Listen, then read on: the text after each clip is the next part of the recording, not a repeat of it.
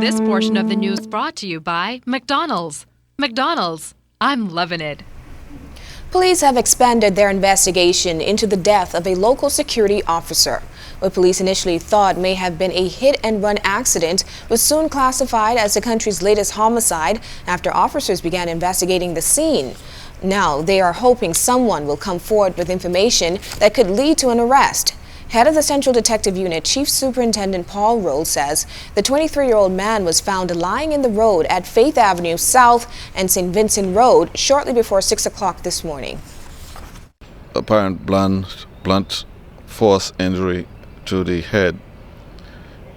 This male was found around 5:45 a.m. by persons passing in the area. We appeal to persons who would have seen or know anything in regards with this latest incident to reach out to the police and help us to advance this investigation at this time. We are not certain as to how this male came about his injuries at this time. Price control inspectors visited a number of stores on Eastern New Providence today after getting a number of complaints from customers. Fern Carey accompanied the team as they surveyed the shelves. At SuperValue Food Store in Winton Meadows, price control inspectors found that too many items were not tagged, while breadbasket goods did not have the VAT-inclusive price.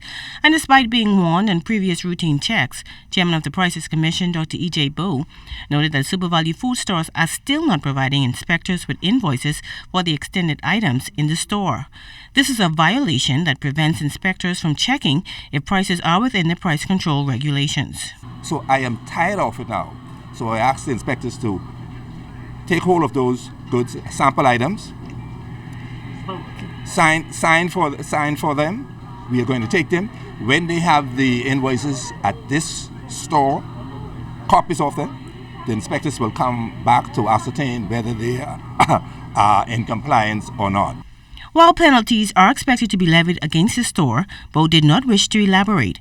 However, he noted that their visit to the store was in response to numerous complaints from customers.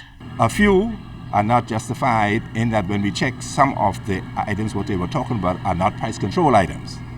And as I said to the consumers before, those items which are not price controlled, the merchants could charge whatever they want to charge, provided the consumer let them get away with it. At Primetime Super Discount Store in Fox Hill, inspectors found that the main breadbasket items are in compliance. However, invoices were not readily available, which means that inspectors will have to return to check the prices. This too was a violation, and while many items had two price tags at Budget Meats in Yamacraw, Bowe was pleased that the extended items invoices were provided. Hats off to Budget, had the invoices, and all the stores that's the way it's supposed to be. Now, inspectors are not letting up, and they're calling on all business owners to obey the law. Fern Carey, ZNS Network News. Some changes taking effect at the Bahamas Telecommunications Company that customers need to take heed to. At the start of this week, a new fee took effect. The company advised that as of May 10th, residential or business bills that are not paid in full or on time will be charged a $5 late fee in addition to value-added tax. The company said a grace period of 5 calendar days after the due date will be given before the late fee is applied. I'm sure that there was something behind letting me read this tonight. Never has zero tasted so good. The country's largest brewery has launched 2 new additions to its product offerings, and this time it's designed for a whole new market. Tonight, Clint Watson was at Commonwealth Brewery as they revealed the Kalik Radler and the new Thurs. Like the taste of beer but don't want the alcohol that comes with it? The folks at Commonwealth Brewery may just have the beverage that fits the bill. Brand manager for non-alcoholic products, Stacey Mackey, says they're excited about 2 new non-alcoholic products, Kalik 00 and Fay Rouge, that brewery officials are hoping will make a splash with Bahamian consumers. Well, we identified in the market that there were persons who do not drink, so we wanted to ensure that we covered the market by providing options for those persons who don't want to drink soda, unhealthy soda, and who don't want to drink beer, and who want to still have something that tastes good and that is also a quality product. The Kalik Rattler 00 is a non-alcoholic spin-off of the brand's newest beer, Kalik Rattler, launched last year. The latest addition to the popular Kalik brand may well solidify the beer's claim in the market as the official beer of the Bahamas. everybody knows the Collect brand, which is very strong. It's a quality product done right here at Commonwealth Brewery. It's a 100% Bahamian product. So for us, Collect Radler 00 is really an extension of that, providing an option for persons who don't want any alcohol. So we felt that by providing a non-alcoholic Collect beer, infusing it with lemon juice was a fantastic recipe that's going to be a hit with the local market. As for the Feu Rouge, it's a non-alcoholic product that can stand alone or translate into something more tantalizing. There's also an option to use it as a mixer. It's actually incredible with other spirits or even non-alcoholic options. We got a bartender on site who did a fabulous job with doing some non-alcoholic drinks. So whereby you say, okay, it's a mixer, but you can still mix it in a non-alcoholic mixture as well. And of course, the product will be available locally beginning next week. Clint Watson, ZNS Network News. This portion of the news was brought to you by McDonald's. McDonald's, I'm loving it.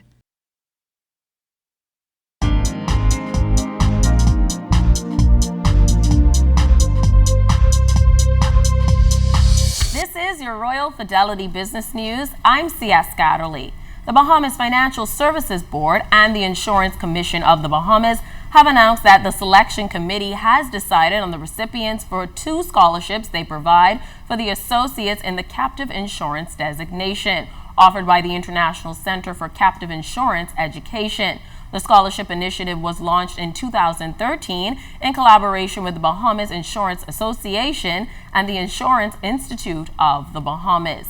In other business news, Andrew Strawn has been appointed Compliance Commission Inspector. Strawn is a banker, portfolio manager, relationship manager, and economist by profession with over 25 years of experience in international private banking at Clarendon Liu, Nassau Branch, and Credit Suisse Bahamas, notably achieving outstanding investment performance results with funds invested in international equity and bond markets. And in international news, Japanese car makers Honda and Daihatsu are recalling some 5 million cars globally to replace potentially deadly airbag inflators made by Takata. The latest recalls come just a day after rivals Toyota and Nissan said they would be recalling 6.5 million vehicles over the same issue. So far, the 6 deaths linked to Takata airbags have all been in Honda cars. This has been your Royal Fidelity Business News. I'm C.S. Scatterly.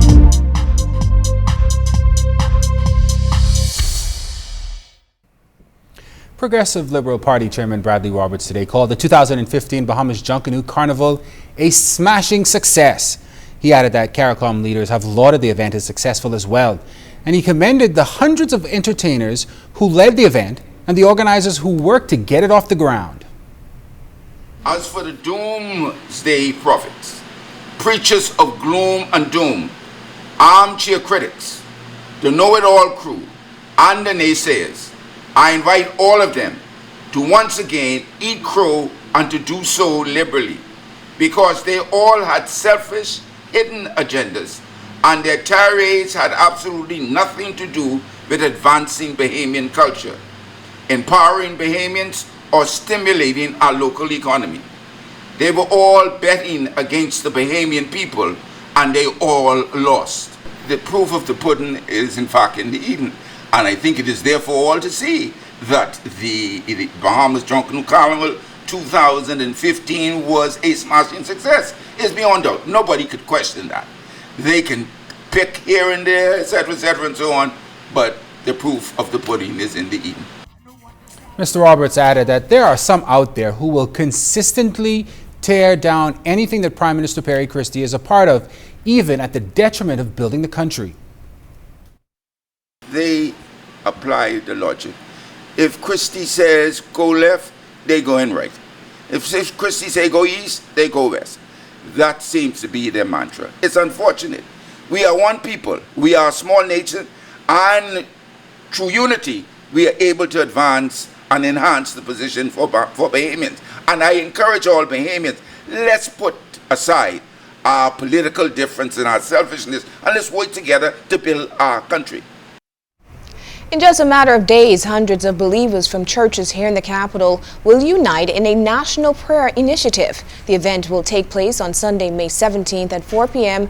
and it is expected to be the first time believers will cross denominational lines in a prayer and praise motorcade. Participants will come from the four corners of New Providence, Rawson Square in the north, Yamacraw Beach in the east, South Beach Pools in the south, and Goodsman's Bay Beach in the west, and meet at the Trinity City of Praise for a Grand Praise Fest. Heading the event is Trinity's pastor, Apostle Ed Watson.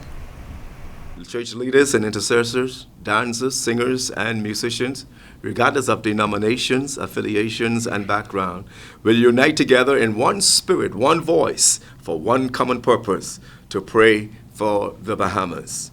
Participants of this timely prayer initiative will take place at the eve of the summer months and will pray against crime, violence, poverty, unemployment, and will pray for peace, blessings, and prosperity.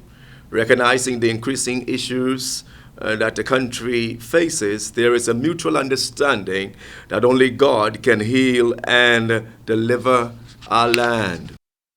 Now, regarding the recent Bahamas Junkanoo Carnival, Apostle Watson noted that the motorcade is not a protest or a counteract to the event. Instead, he said it will serve as a reminder to the Christian church and the wider community of the role of the church in praying for the success and well-being of the nation. Local pastors, including the Bahamas Christian Council, are supporting the initiative.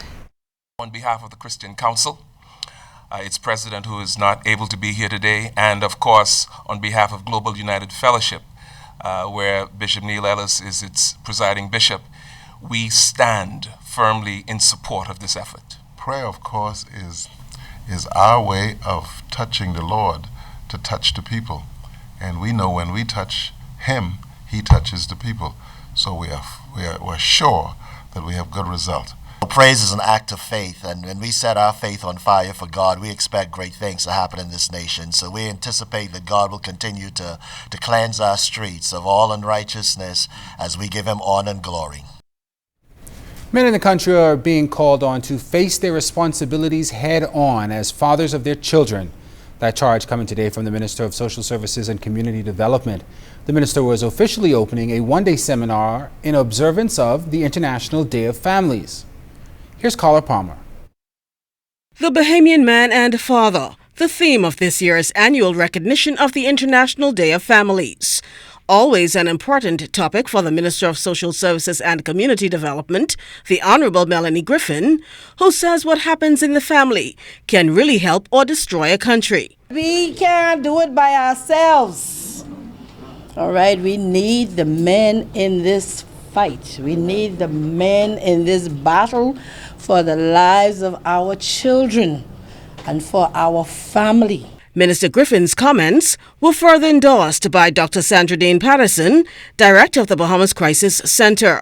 As a psychologist, Dr. Patterson sees the problems firsthand. When we get men involved, that we can really make a difference in the lives of our boys and our girls. Amen. Because what we know is boys are so much more vulnerable to the gangs and the older men and women in the community when they have a thirst for their father. Amen. When they don't have a father, when they Amen. Don't have access to that male figure. Amen. And we know that girls get involved with transactional sex and end up with early pregnancies when they don't have a father who validates them. International Day of Families promotes awareness and increased knowledge of the challenges facing families. Minister Griffin reminded participants that it takes both a man and a woman to produce a child. Therefore, she says, both should share the responsibility of raising children. The role of the father on the life of a child is just as important as that of a mother. Far too often, a number of fathers either fail to adequately fulfill their role or completely abandon their responsibilities towards their children. Mothers are then left to struggle to fill the role of both mother and father. At the end of the seminar, officials are looking to compile an informational paper on the critical role fathers play in the lives of children. Carla Palmer, ZNS Network News. Several weeks ago, government opened the San Salvador National Park System, which includes several parks. Tonight, Siaska Adderley takes a closer look as to why they were chosen and what a move like this would mean for the future sustainability of that island.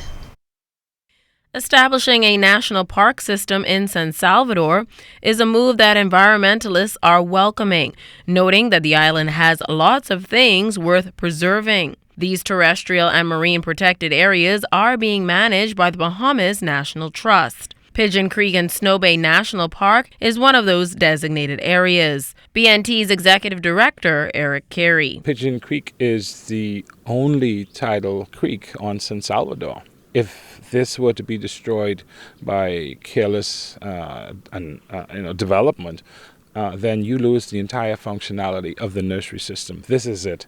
Behind us, these tidal mangroves, these mangroves that are bathed every day by the movement of tide, and then that brings nutrients, moves larvae, moves juvenile fish, etc., out to the reefs. Due to its isolation in the chain, Carey noted how San Salvador doesn't get the direct benefit of other tidal creeks and mangrove systems along the other parts of the Bahamas, leaving them with no choice but to protect these areas. Other areas include West Coast Marine Park, Southern Great Lake National Park, Green Bays National Park, and Graham's Harbor, Iguana, and Seabird National Park. San Salvador as an island has the highest diversity of seabirds anywhere in the Caribbean.